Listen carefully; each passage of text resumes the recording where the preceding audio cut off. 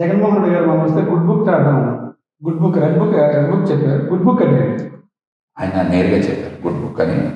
ఎవరైతే పార్టీ కష్టకాలంలో ప్రజలకు అండగా నిలబడతారో, పార్టీ నాయకత్వానికి అండగా నిలబడతారో, పార్టీకి అండగా నిలబడతారో వాళ్ళందరినీ కూడా గుర్తుపెట్టుకొని వచ్చేది కూడా మన ప్రభుత్వం కాబట్టి ఖచ్చితంగా వాళ్ళకి మంచి చేయాలనే ఉద్దేశంతో గుడ్ బుక్ అని పెట్టారు.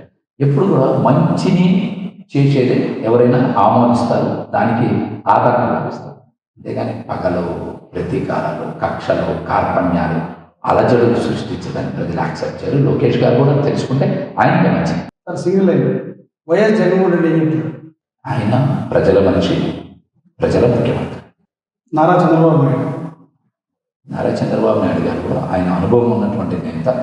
ఆయన కూడా ఈసారి ఖచ్చితంగా సంక్షేమ అభివృద్ధి కార్యక్రమాలని బడాబాబులకి, పారిశ్రామికవేత్తలకే కాకుండా, సంపన్న వర్గాల వైపే కాకుండా అట్టడుగు వర్గాలకు కూడా మంచి చేసేలాగా ఖచ్చితంగా ఈసారి ఆయన ప్రయాణం చేయాలి. ఆయన అనుభవాన్ని మొత్తాన్ని కూడా ఇక్కడ ఉపయోగించాలని కోరుకుంటున్నాను. నారా లోకేష్ మీకు ఇందాకే చెప్పారు, యువ నాయకులు ఆయన కూడా పైకి పాదయాత్ర చేశారు.